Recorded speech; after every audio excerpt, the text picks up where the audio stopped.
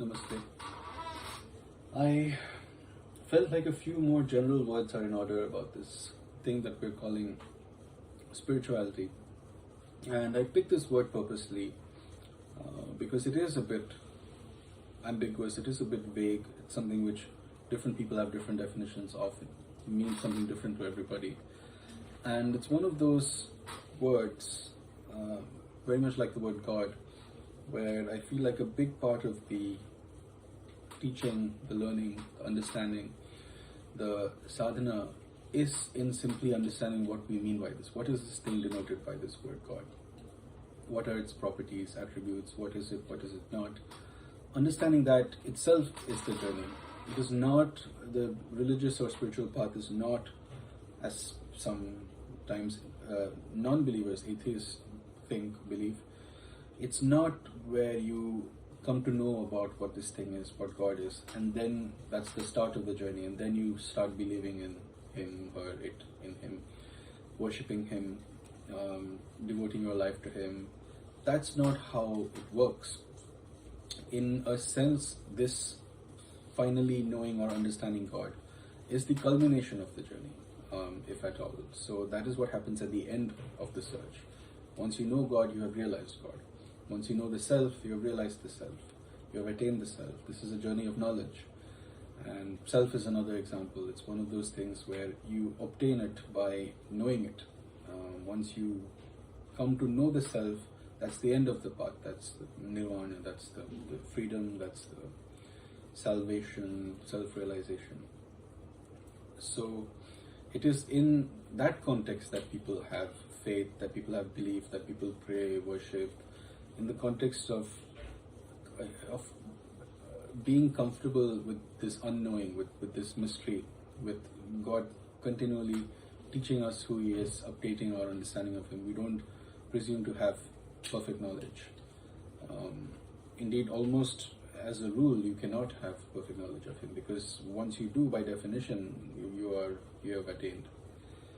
So, spirituality is another such thing, and therefore, the whole implication of the way these words are, like God and self, like I said, the implication of the fact that you are on the path or you're a seeker means that you have not fully understood, means that there is some misunderstanding, means that there is some ignorance, there is some avidya, there is some maya, there is some room for improvement, there is some room for learning, correcting, understanding better, by definition. So that is the context that we are in, all of us who are seekers. And the point I wanted to make today is that, well, firstly, we all have our different understandings of God, of spirituality, what it's about, what the path is, what sadhana consists of. And we are all at various stages of the path, and by definition we have varying degrees of understanding. Some of us perhaps understand better than others. Some of us perhaps understand very superficially. And you can envision this, right? Think of someone whose understanding of God, religion, spirituality, self, you would consider to be much, much, much more superficial than yours. Somebody who just takes the name and doesn't follow any of the deeper practices which you consider to be and which you know to be crucially important in the sadhana. Someone whose conception of God you understand to be very superficial, very much missing the mark, very much not capturing the full glory, power, nature of God. Perhaps because it used to be maybe your earlier understanding until you have graduated to higher degrees of understanding. So you can envision such a person. You can imagine this being the case, right? And the point I'm trying to make today is that for the most part, most of us understand to a far, far, far, far lesser degree than we think we do. Understand what God is, what spirituality is, what sadhana is, what any of these things are. We misunderstand far more than we think. We have a long way to go. And so there's quite an extreme disparity, I would say, between where we think we are. We might think we are halfway along the path, or 50% we understand, but really it's like a fraction of a percent. That's the level of disparity, to speak generally and to speak in blanket statements, but that's very much how far off the mark most of us are most of the time. And the way I know this is very simple. This is not what life looks like when you have made a lot of progress along the path. This is not what life looks like when you are abiding in the self or in God consciousness. When you are a good devotee, as good as you think you are, this is not what life looks like. This is not what you are like. If we were even remotely a fraction of as good devotee as the famous devotees of the past, anybody, the Vaishnava saints, the Shaivite saints, Mirabai, Kabir, Tulsidas, we would be like them. We would be so transformed, so divinized, so far from what we are right now. Most of us, we know what we are like, and we know that we are no saint. Well, we would be a saint if we were practicing correctly. I'm not saying that I'm specifically saying that it doesn't require any kind of special caliber, any special birth, special genetics to be as holy, as pure, as exalted as those saints. It just requires doing correct sadhana, just being a good devotee, and then God will reward you with such saintliness. Your very self will become divinized. You will be suffused with these divine qualities like boundless love, compassion, kindness, as they describe in various hagiographies and in Hindu, Buddhist, many sources, Islamic. These saints, they had a fragrance about them. They had a radiance. In certain Mahayana Buddhist sources, it's very exaggerated descriptions are given of radiance extending many yojanas and completely transforming any city which a saint is in will be blessed. It's repeatedly said in various sources. I think in Ahmedabad, I think Gita also, that the entire family will be blessed. The entire family will be transformed. The city will be transformed. Fame of that person will spread. I'm not talking about material gain. My point is that the kind of person that you would be if you were a good devotee, that's all I'm asking. You don't need to be extraordinarily intelligent or develop yogic siddhis. If you were just a good reasonably good devotee, a good seeker, you would have no choice but to have been transformed into that kind of level of human being, which we are not. We are far cry from that. And it's commonly people say, that everyone can't be Mother Teresa or something. That's not true. Everyone can be. It only depends on your level of practice, how seriously you are taking spirituality in your life, how well you understand what the name of the game is, what this is all about. That's it. The fact that we are a far cry from that shows that we totally don't understand to any reasonable degree that what we are doing is still, unfortunately, at the most superficial level. Part of it is just by being born in this yuga, in this Kali Yuga, in this advanced stage of Kali Yuga, by definition means that our souls were fit for this age of confusion, ignorance, degradation, impurity, avidya, just faulty understanding, low comprehension. So by our very birth, if we were purer and had greater understanding and wisdom, we would be born in a different time. So by birth in this yuga itself, one can conclude that most of us are fit to be in such a world, because the kind of people that we are worthy of a world like this. And of course, within that band, you have variations of people who are more good, lead more divinized life, have more good qualities and more bad qualities. But on the whole, we are all destined for this band, this one basket.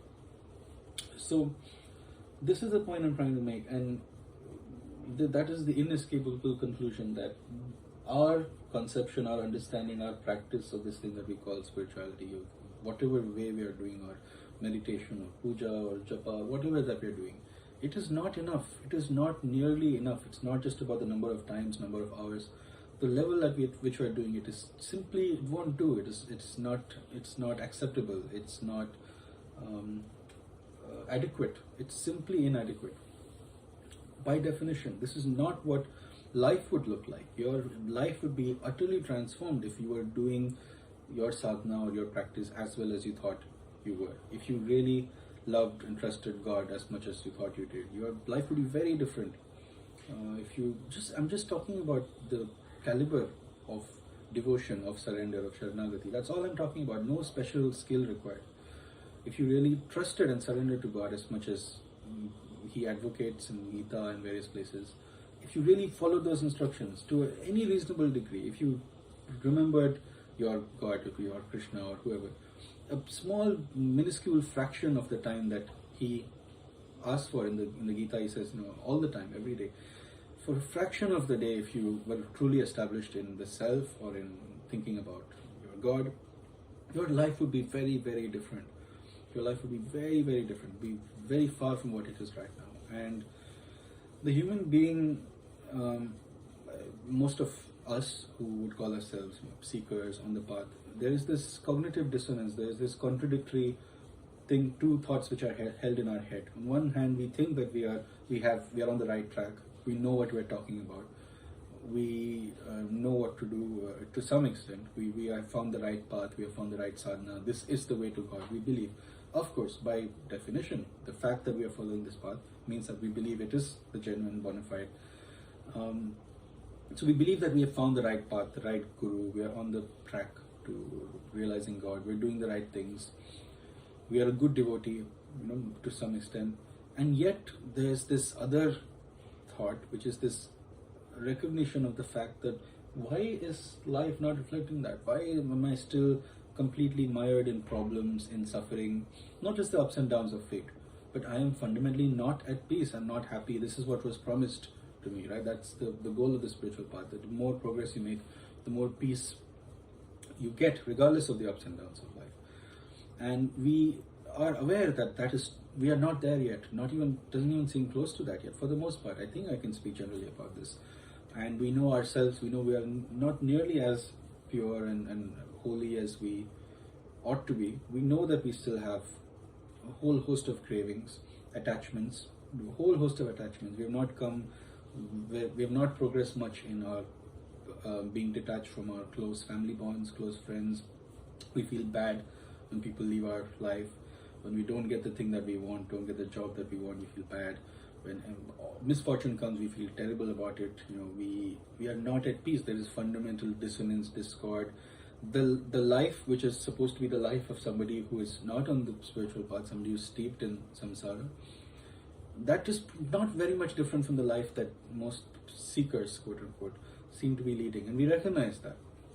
We know that we still have vices, negative qualities. We know that we still the sins, what is it? The jealousy, anger. We still feel angry. Small things.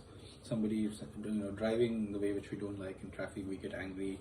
Angry at our friends, family members for small things. At strangers, we know we still have lust, craving, desire, all of these things, sloth, and we know that we fail in many ways, every day. And I'm not trying to be a downer. This is not saying that, you should feel bad about, how often you fail. It's okay, it's normal. And in a sense, those who are, into spirituality or, they have these higher standards for themselves. And so they feel more guilt and shame when they do fail. And I'm not trying to increase that. You shouldn't. That is one of the pitfalls. Because we have set ourselves up for such high goals, expect so much of ourselves, when we fail, we feel even worse. And then that can lead to more negative behavior or suffering. And that is obviously self-defeating. So that's a pitfall, that's illusion. That's not the path to go down. However, we don't use it. See, all of these things, depression, anything that comes into our life, are meant to be a catalyst for change. It's meant to wake you up into, hey, wait a second, maybe my understanding is not quite right. Maybe I'm doing something wrong. Maybe I have to really take a hard look at myself, how I'm living, how I'm treating others, what I'm doing in the world. Because that's what, happiness is the barometer. That is the feedback that the world is giving us, the universe is giving us. That's how you know if you're doing something right or not. By doing, I mean physically as well, but also speech, also thought, internal actions, meaning your understanding of the world, your understanding of life, your understanding of self, your understanding of happiness, what it is, where it comes from, the laws of happiness. The the feedback for the way you know that you're doing something right, the proof of that is in the pudding, is in you, is happiness. That is how you know if you are doing something. It's not incidental. It's not that some people just are happy, some are unhappy. Somebody is increasingly at peace and increasingly content and abiding in bliss and contentment. That is evidence of the fact, that is reward for the fact that they have got it right, they're doing something right, their understanding of God is right, their sadhana is right, their practice is right. That is what that data point is supposed to be for, to give you feedback. Should I change or should I not? Unfortunately, we take things like sadness and depression we become the victim, we blame it on the world, on something else, and we root more firmly in ourselves. We are not going to change. We have become more people who are depressed. This is a very controversial thing, but you will find have bigger ego. They're more attached to themselves, more clinging on to their beliefs, more stubborn. They don't want to change. Change is the antidote to something like depression.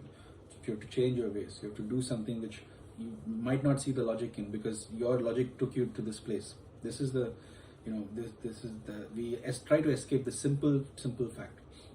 You doing what you want based on what you believe is right got you to this place.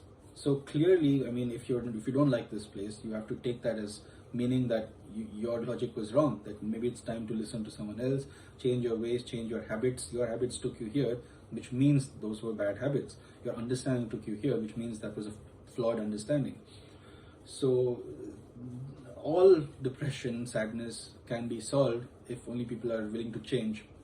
But of course, the kind of people who end up there are those kinds of people who are even more attached to their beliefs, their narrative, their ideas, more unwilling to change, more inflexible. So the whole point of all of this is to get you to change. Of any negative, if life is negative, doesn't mean God is angry at you, punishing you. It doesn't mean that life is unfair, that for no reason you're suffering. No, that suffering is to teach you to change your ways, do something differently. So that's how this world is set up. It is fair. And because this is the way God set it up, by definition, if you are suffering, it means that your understanding is lacking. You should maybe learn, maybe be open to changing your ideas. And if you're not suffering, good. That's a sign, that's a pat on the back from God. That's a sign that you have it right. So the human being, especially us on the path, we on the one hand believe that we are good devotees, or that we are on the right path, or that we have a right understanding of what spirituality itself is. If we have not attained the goal, at least we know what the goal looks like, we know what the path looks like, we know what the steps are, even if we have not walked all the way yet. We know that what we should do. We believe that. And on the other hand, we realize that why are we still suffering? Why are we not living those exalted lives of the saints? Why are we not like that? Suffused with good qualities. Why does life not seem divine and blissful? Why does the world not seem divine and blissful? So these two contradictory thoughts we have, and somehow we are able to go through life holding these two contradictory thoughts without resolving them. And what's the solution to this paradox, this puzzle? Is very simple. The solution is that we are not nearly as good devotees as we think. Our understanding of spirituality is not nearly as subtle, deep, sophisticated as it needs to be. It's still very superficial, simple, lip service kind of level. It's very simple. As if somebody wants to be a sportsman, a cricketer. The way to do that is to go and practice every day for hours and hours under the sun. Might be painful, might body ache, might sweat, might get tired. That is the only way to do that hard work, blood, sweat and tears, right? Now imagine somebody who wants to be a cricketer, but they don't do any of that. All they do is they sit at home and they read, a sports magazine or something, or they watch videos about cricket. That's still even better. That's all they do.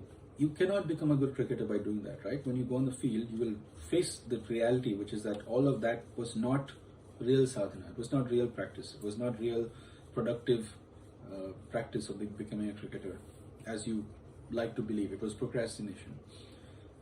We do this in so many ways. Any field, music or learning something, you can either do the study genuinely, or you can convince yourself that by watching some videos about it, or by watching you are basically you're still studying, but you're not, right? So we very much understand how many activities like this, excuse me,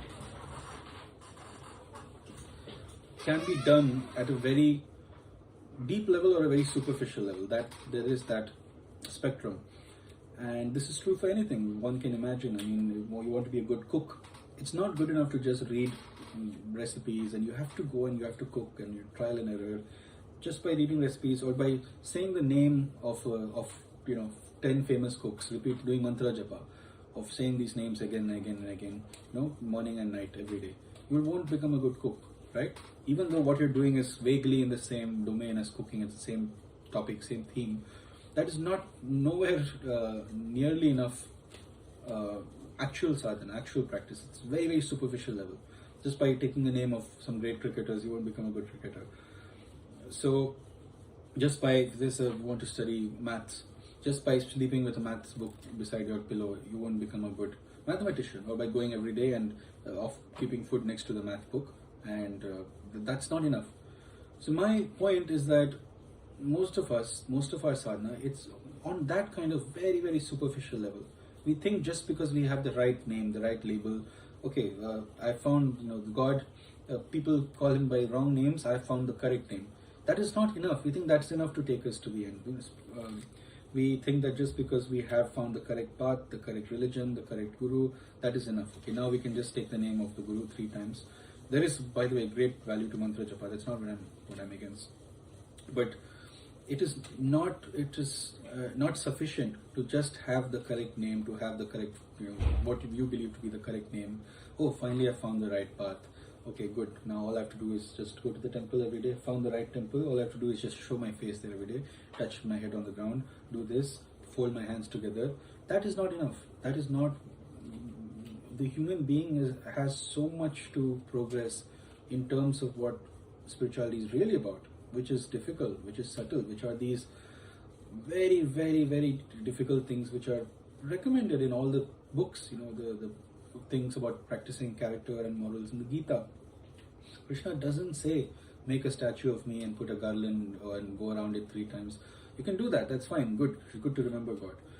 But he keeps saying, look, this solution to your misery, I'm going to tell you very clearly. Now you do it, you follow it. The doctor has given the medicine, now you take it. And that is karma yoga, that is being equal in success and failure, that is being equal in happiness and distress, that is accepting everything that comes without craving for one thing or pushing or being afraid of one thing. Are we doing that every moment of our life? That is what spirituality is about.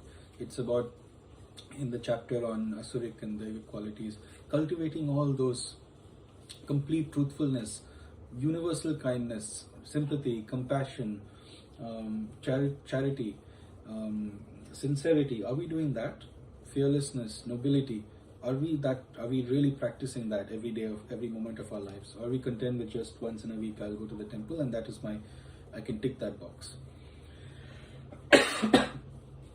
And even if what I'm saying is I'm giving examples, but apply this to your life. Even if you go once a day instead of once a week, it could still be that you're practicing at a very superficial level. Even if you spend the whole day in the temple, you could still do it at a superficial level. Imagine somebody who goes to the temple, but when they're there, they play video games or whatever. It's not enough to just be there. Similarly, it's not even enough to just say the right things, and even when you're doing japa, you have to do it at a very, very deep level. Be established in God consciousness or contemplation of God, or be established in the self. Be really aware and present. It's not good enough to do japa in your sleep, just while you're doing something in life, just absent-mindedly doing japa. That's not enough. You have to really do it at a very high level of awareness. Where is this sound coming from? Who is producing it? Who is hearing it? What does it mean? Be conscious of what effect it's having on my body, on my mind, on my psychology, on my breath.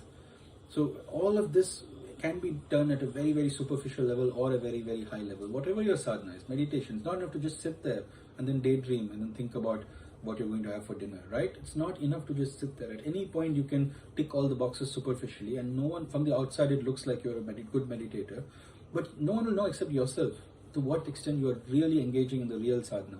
And we lie to ourselves. As long as from the outside it looks like we are doing all the right things, that's good enough for us. It's like, you have a Gita or any scripture. It's not enough to just, put it in your bedside table. You have to read it, and not like you're reading any magazine, or some people read newspapers, some people read magazine, I read the scriptures. No, it has to be really absorbed, engaged with, at a very, very high level, subtle level, applied in one's life, contemplated. Do the effort, do the hard work, just like a student studying. Good things will only come when you engage yourself at the highest level of awareness and intelligence. So you can't do it half-heartedly. You can't read the textbook half-heartedly. You have to be there, you have to be switched on, you have to be present, you have to absorb the words carefully, you have to practice it, you have to do the equations, do the questions. Only then it will go inside, right? So studying, learning, people who have children have probably seen this, that you tell the child to study, they can take the book, they can sit in front of the book. They can sit in front of the book for 10 hours, just fidgeting or thinking about something else, or daydreaming, looking out of the window. There's a big world of difference between that and the student who is actually absorbed, engrossed in the book, doing, dharana of the book, really dhyan, concentration, studying. Big difference between the child who's paying attention in school and the child who's looking out of the window, distracted. So similarly, in every aspect of our life, there is a very, very superficial way of so-called sadhana or spirituality, which is almost pointless. It's like I said, it's reading the magazine, cricket magazine. Yeah, okay, it's the word cricket is on the front, but that is going to not take you very far. That is going to take you maybe a fraction of a percent forward. So we think by doing that we are making big strides. Actually, we have not made much progress. Spirituality is not something which can be compartmentalized, which can be put in a box that, okay, I will go to church, for 1 hour on Sundays, or I'll go to temple on Fridays, or even I'll go every day 1 hour, and that 1 hour I will do spirituality, just like I do other things. I go to office, I go for a walk in the park, I go to this place, I go to see the movie. Like that, I go to the temple. It's just another thing that you do. It cannot be like that. It is not another human activity like all these activities. Then it's very superficial. Reading scripture is not like reading. Some people read novels, some people read scriptures. It's not like a hobby. That, okay, sometimes I like to read a book, sometimes watch a movie, sometimes listen to music, sometimes I like to do spirituality for 1 hour. And it's not an activity, it's not a hobby, it's not just one more out of the many activities that you do. And in that way, it's no different from anything else. Some people go to the bar, some people go to the gambling den, some people go to the temple. It's just another activity. It can be just another activity. If you're doing it like that, if you're doing it as just another thing, you go there, go through the motions, go around it 3 times, make all the gestures, say all the right words, the magic words, do all the magic gestures, put the thing where it's supposed to put it, take off your shoes, do that, go home. That, if you're going to the temple, is on that level of activity. You're sleepwalking through life, just going through the motions. Might as well go to the movie theater. It's no different. Going there, turning off the car, going to the thing, buying the popcorn. It's just like that. Only this you have given the name spirituality. You're calling it, something holy, something auspicious, that you think this is sadhana, just because you have used the right. No, I went to the temple. I didn't go to the movie theater. No, I called the god, Krishna. I didn't use the wrong name. That is not enough. You have to really, really be vigilant, be alert, be awake. You can't sleepwalk through it, and put in the hard work at the highest level. It's not something which can be compartmentalized. Spirituality is something which this is why it's hard to explain or describe, because people talk of it like any other thing. Obviously, people treat spirituality, God, like any other noun. Now, who is God? Tell me what is God. Well, someone asked me once. Like somebody says, what is the capital of India? And then you debate about it. It's not a thing like that. It's a very subtle vision, understanding, conception, which has to permeate every second of your life. It's a way of looking at things as divine. Similarly, spirituality is what it's about, is a deeper level of engaging in life. Each moment, whatever you do, it's not just another verb. It's more like an adverb which modifies every other verb. Meditation, it's another such word. People think it's something you do. You sit here, you count the breath, you do that. It is not something you do. It's a quality of being. It is a way of doing all the other things that you do. It's a way of eating, sleeping, walking, talking, doing all of these things in a way which is more aware. That's what meditation means. Not something you sit and do for 30 minutes a day and then you go and you watch TV for 30 minutes. It's not like that.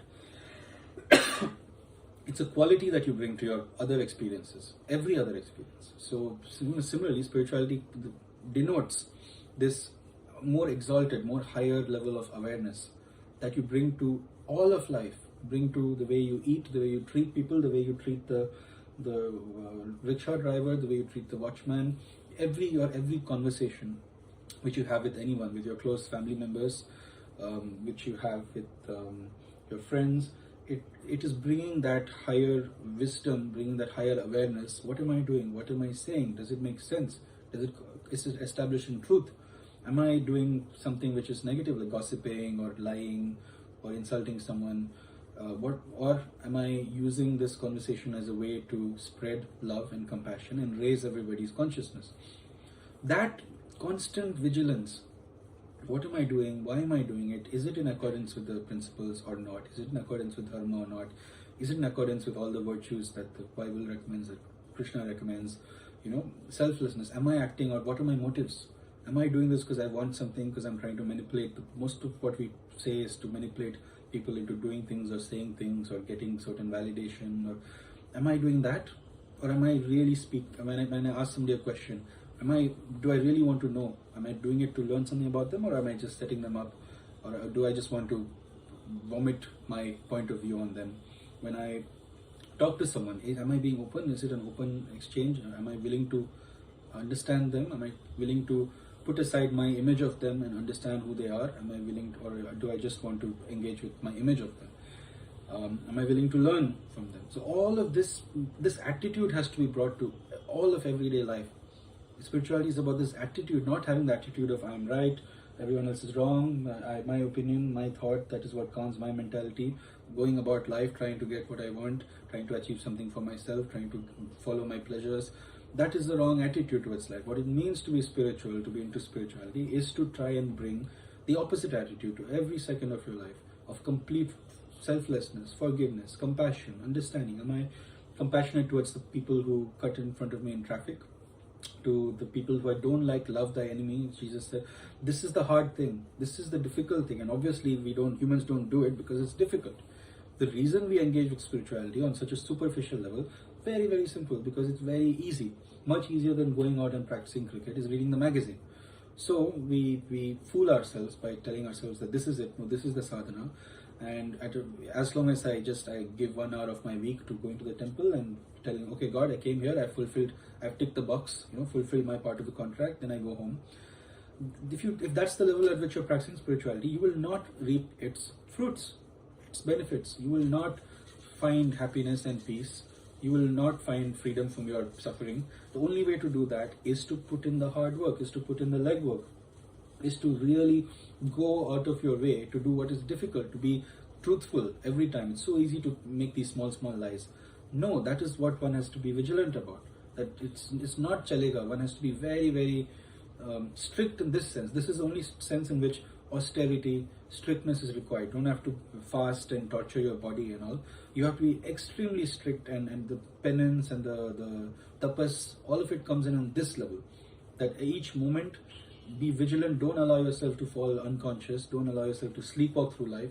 Don't allow yourself to just chase your cravings. That's what we think. Okay, chalega, one more time I'm going to buy the chocolate, it's fine. You are not doing the sadhana. Sadhana is in every time introspecting, each time you have a craving, to realize its illusory nature. Each time there is a fear or an anxiety, realize its illusory nature. Not going to the... See, people miss over this because they think I'm not doing anything bad. I'm not doing any bad action, harming anybody, killing anybody. But what you are doing is, maybe you are overthinking, you're ruminating, you're thinking about the future, you're worrying. All of these doings are taking you further from the path. That is a subtle level on which we have to do our practice. That, okay, the past is illusory, the future is illusory. I'm not going to indulge in endlessly thinking about what could happen or what happened, because that will only bring me misery. That is the wisdom and awareness one has to bring to one's daily activities. And then one will be happy, because it is true that ruminating about those things will bring you misery. And so if one brings that awareness to it and stops doing it, one will achieve greater and greater happiness. Life will sort itself out. Life, you're stuck in this rut where things continue to be as they are because you have not changed. You continue to be as you are. You're engaged at your so-called practice on the most outermost level, but deeply it has not transformed the core of your being. It has not changed the person that you are. You've not got rid of your habits, your tendencies, vasana sanskaras. That is the level at which the work has to be done. We have to go really below the surface, not skin level. It's, again, I give the example of if you want to become healthy, it's not enough to just put makeup on top. You have to really transform your lifestyle so that you glow from within, so that when your body is healthy, it will be naturally radiant. It's not enough to just put on fake makeup on the skin level. That's very superficial. If you want to develop your body, be fit, you have to do the yoga, go to the gym. It's not enough to just read a magazine about yoga. So we don't do that hard work. We don't do that hard work because it's hard. It is much, much, much easier to just do the superficial level of sadhana. Anything it may be, praying to God or listening to God or listening to a discourse or reading a book. All of it we do at a superficial level, mainly because it is very hard to engage with it at a deep level. And it's scary. Engage with it at a level where it involves confronting your wrongly held beliefs, your ideas, your habits. Why don't we get rid of our bad habits? Well, because it's easy. It's a comfort zone. Easy to hang on to them. Very, very hard to stop them. So it's hard not only in terms of effort, but we are afraid. We are so attached to this person that we are, our ego, that including its flaws, that it's hard to let go of this person because we're so attached. It's hard to let go of our bad habits, our vices, our sins, because we are so attached to them. It comes with a package. So that's why we don't do spirituality, we don't practice at any deep level. It requires us having to change, which is the most terrifying thing to most people. That's the last thing they want to do. It's the most difficult thing in the world. No matter how bad their life is, no matter how much bad habits they have, no matter how depressed they are, they would rather have that than change. That's why people around the world stay miserable and suffering. Because no matter how bad it is, no matter how much they say they don't want it, they want a better life, there's one thing which they don't want even more than all of that. They don't want to change. That's why. That's very simply, that's the psychological reason why we continue to suffer. Because we would rather be this way than change. Which requires effort, which requires confronting your fears, requires courage. Letting go of everything you thought you knew requires courage. Jumping to the unknown takes courage. Letting go of this person, this ego, takes courage. Ego death takes a lot of courage. We don't have that courage. We are weak-willed. We are weak. We're not strong, and we are cowardly. We don't have this courage, and that's why we are not at the level of the saints. We are not at the level of the true devotees. That's why we are the way we are, stuck in this rut, stuck in this life. I'm speaking generally, but I would venture to say that this is true for the most part. It's simply, I just see it all around me, and this is the very, very superficial level at which people practice. That is part of what I was hoping to change with these talks, because really I'm interested in going to the root of the problem at the deepest level of sadhana, of what matters, what is life about, what is going to make you happy, what is going to make you a better person. It is working at that deep level. It is not enough to do to have the right label, to have the right clothes, to have the right attire, to put the WhatsApp DP with the right God's DP, to listen to devotional music. That is not enough in itself. It's good, do it, but that can be at the most superficial layer also. So be wary of that. You have to really, really go deep. And like even on the WhatsApp group, this is why I don't encourage these people who just forward mindlessly some video or some text which they have not written. They just press the forward button. That is not enough. Doing your spirituality in terms of WhatsApp forwards, so that is the deepest level of your sadhana. That is very, very ridiculously superficial. You will not make any progress. You will not become a better person. You will not become a happier person. You will remain in this cloud of ignorance, sleepwalking through life. God doesn't say in the Gita, make sure every day 10 forwards you do of some quote from the Gita. God says every moment of your life, live in the highest degree of consciousness, established in God knowledge, thinking about God, not being distracted by the world, not being distracted by your negative emotions and by your faults. So it's not enough to, this is why on the WhatsApp group, I would much rather prefer if people engage, at least to tell their 2 cents, their opinion on any topic. It was recently Hanuman Jayanti. Instead of just forwarding what someone else has forwarded, a robot can do that. Mindless robot can do that. Just pressing that button, That's not enough. You can do that your whole life and you will not progress. I would rather somebody tells what does Hanuman mean to them. What is the deeper lesson here behind the story of Hanuman? Even in all these mythologies, people engage with them at such a superficial level. I was asking someone at a different occasion what particular deity means to them, or Brahma, or who is this deity, who is Hanuman. They said, oh, don't you know it's the monkey god, and that's just giving a name and a physical description. And I tried to probe by asking what's the deeper significance, and they just told me that what's his mother's name, where was he born. Hanuman is not some character. That, okay, tell me which clothes he wore, tell me how many hands he has, which weapon he's holding in each hand. That is Hanuman. That is what I'm worshipping. That is just a figure. That is just a form. That is just like a fictional character. Tell me what is the deeper significance of the story. What is the symbolism of the things in his hand? What is the lesson that the writers are trying to convey with these metaphors, which they could not convey by just telling it to you in prose. There's a reason things are told in a story form, in a poetic form, to convey something so inexpressible that you can't convey in text. There's a reason pastimes of the Lord were described, the different weapons in different hands were described, the different avatars, the different things that happen in different Purans were described, because all of that contains very, very deep, profound, subtle teachings. And when we engage with them, when we tell each other about them, when we tell our kids about them, we should be operating on that level. What is the deep significance behind Hanuman? What is the lesson to be learned there? Why is that story? What are they trying to teach us?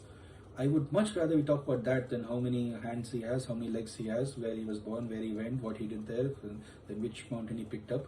What does it mean? Even if you don't have the keys to unlock all the symbolism, sometimes it takes a guru and so forth. At least tell me what he means to you. What has he changed in your life? How has he changed you? How are you practicing what he's preaching? How are you trying to imbibe the qualities that he's exemplifying, exhibiting? Tell me that in the WhatsApp group. I much prefer people tell that. Their personal contribution, what is their understanding of it, and what is their takeaway from it. That way I'm sure it can help a lot of people, than just mindlessly parroting or mindlessly sharing, mindlessly forwarding, mindlessly giving superficial details. We need to start taking these things seriously, start applying our full intelligence to it, start being aware and conscious, and not just going through life dealing with everything on the level of name and form, on the most superficial level. Go to the temple, okay, this is the god, this thing has to be put here, this thing has to be poured here, this thing has to be said 3 times, and then go. That is just going through the motions. So, okay, I've talked a lot, but I hope I've made the point that I briefly touched upon this in, I think, the first video, but I feel like it has to be said again, that at every stage, I'm speaking generally, but at every stage, we have to be completely awake, engaging with what we call spirituality, our sadhana, what we consider to be God, the stories, the metaphors, the practice, at the highest level, with the very core of our being, devoting our entire body, mind, intellect. You don't have to turn off your brain and do bhakti. God has given you this intellect. Engage it at the highest level. What does it mean? What am I doing? Why am I doing it? Am I doing some genuine sadhana? Am I really studying maths, or am I just leafing through the book, just eyes, glazed over, just gazing at the pages? What am I doing? Am I really absorbing it? Is my brain switched on, or am I sleepwalking? Am I thinking of something else? Am I daydreaming? So at every stage, I feel like we need to be much, much more vigilant than we are currently. Otherwise, we would not be like this. We would not be like you and me. We would be divinized, transformed into these saintly beings. These divine qualities would shine forth from us, which they're not doing right now. So there is a big lack in our practice. It is still at a very superficial level, unfortunately. When we discuss God, it's like we're discussing the neighbor when we discuss a God. Oh, this fellow, he went there, and then he went, and then he had a wife and a child, and then the child went to this. It's like we're discussing some neighbor. Should not be like that. It should be like, how am I understanding this with the deepest core of my being? In this moment, I'm stuck in traffic, I'm angry at the person in front of me. What is the lesson that I learned from Shiva, from Krishna, from Hanuman? Am I applying it in this moment? Or I go home, and then 5 minutes I talk about Krishna with my wife, and then again I get angry at the colleague, and then I get upset, and then I start craving ice cream, and then I go and I eat the ice cream. That is not good enough. Each thing that we do, each thing that we say, we have to be extremely diligent in practicing our sadhana, everything that we do. We eat every morsel of food. Krishna says, I am food, I am the taste of water. Are you thinking about God at that point, or you're just blindly, you're drinking your juice and you're eating your food and, oh, this is so tasty food and I want to gulab jamun, and then is that the level at which you're living life? When you go for a walk, this world is permeated by God. The trees, the sun, the air, the sun and the moon, it is all God. See it that way, live that way. Don't just be lost in your daydream as you walk. See God every second, be aware of the self. We can count, think about this as an experiment. For how many seconds in a day are you aware of the self? This is the core of every spiritual path, self-realization, meditation, all of it comes down to the self. If you can think of it as the super soul, if you are into devotion. How many seconds of the day? A day has 24 hours. How many seconds of the day are you established in the self?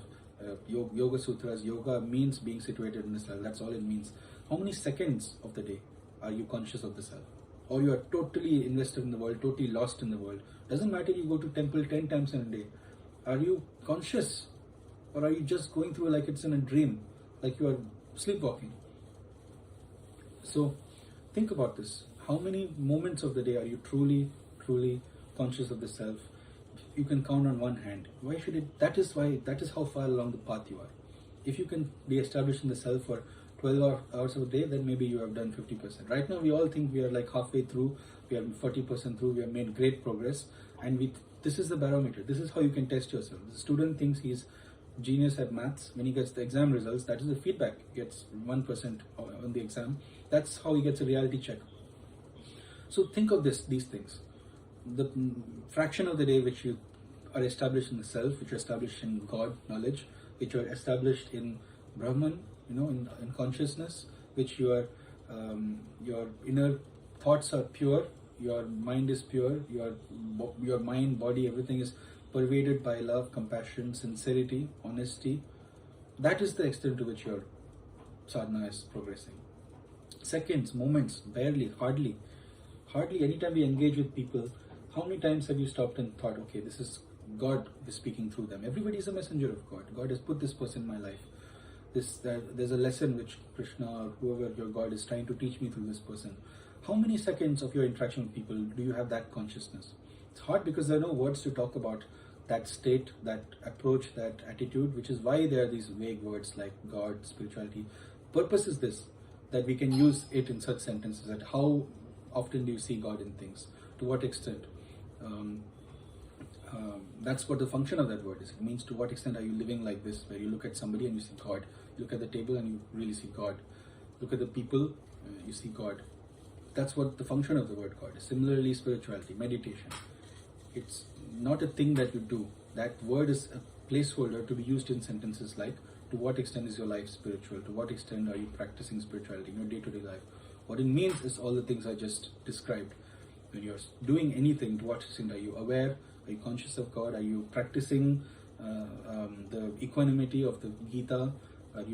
We are constantly bombarded. God is giving us no lack of events, situations for us to use for our spiritual evolution. Everything that happens to us, every event, every new day, every twist and turn of life, every plot point, God has put there as an opportunity for us to use as a springboard. And we keep squandering it. We keep ignoring it as we sleepwalk through life.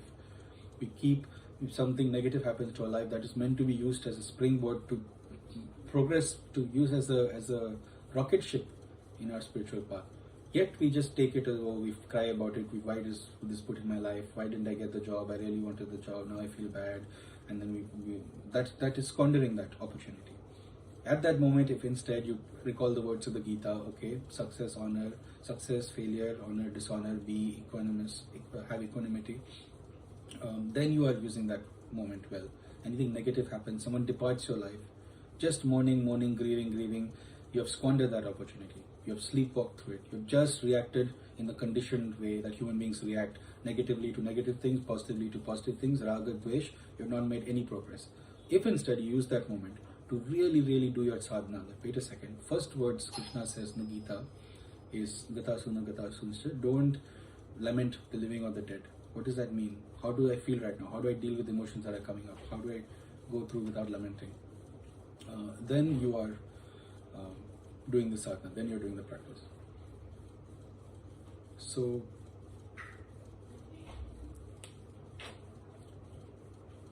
I will end there for now, but this is the way with which one is supposed to live and practice the sadhana. Every moment of life have this higher consciousness.